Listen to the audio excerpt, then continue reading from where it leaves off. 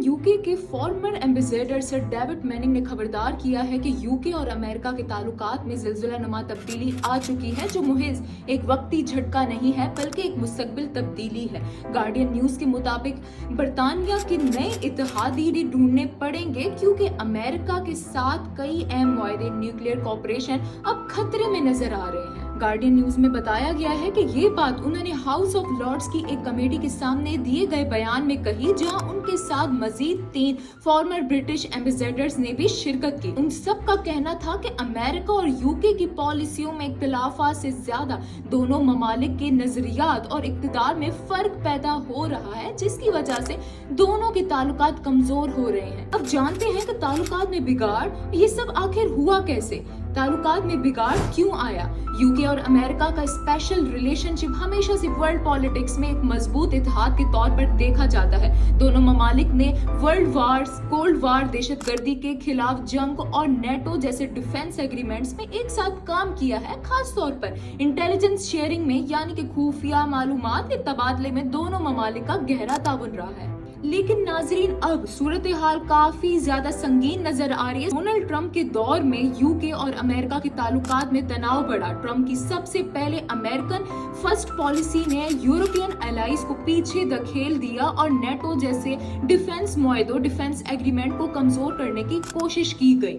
अब जब ट्रंप दोबारा इक़्तिदार में आए हैं तो डिप्लोमेटिक एक्सपर्ट्स को खदशा है कि ये ताल्लुकात मजीद खराब भी हो सकते हैं। तो इस सब के नतीजे क्या अमेरिका यूके को छोड़ रहा है? सर डेविड मैनिंग का कहना है कि अमेरिका और बरतानिया का इत्तेहाद हमेशा एतमाद और मुश्तरका इक़्तिदार पर मबनी था, लेकिन अब यह एतमाद कमजोर हो रहा है। उन्होंने कहा, हम एक ऐसे सदर को देख रहे हैं जो यूक्रेन को अपनी मर्जी के खिलाफ फैसले करने पर मजबूर कर रहा है। ये कोई मामूली तब्दीली नहीं है बल्कि एक बड़ी और बुनियादी तब्दीली है। हमें अब यूरोप के साथ अपने ताल्लुकात को मजबूत करने पर गौर करना पड़ेगा।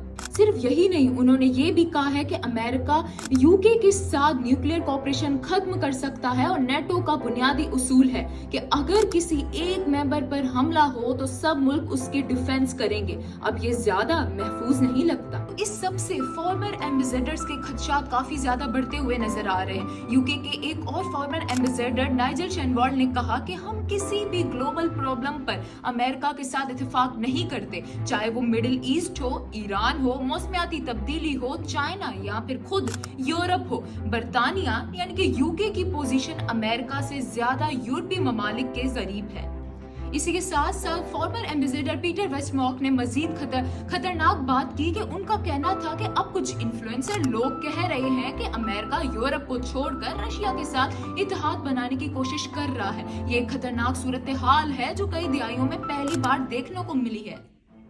तो नाज़रीन, क्या यूके को नए एलाइज ढूंढने होंगे? ये पहली बार नहीं है कि यूके और अमेरिका के ताल्लुकात में उतार चढ़ाव आया हो, लेकिन मौजूदा सूरत हाल पहले से ज्यादा संगीन लग रही है। यूके को अब अपने खारजा पॉलिसी, फॉरेन पॉलिसी पर नजरसानी करनी होगी। यूरोपियन एलाइज के साथ अपने ताल्लुकात मजीद मजबूत करने होंगे।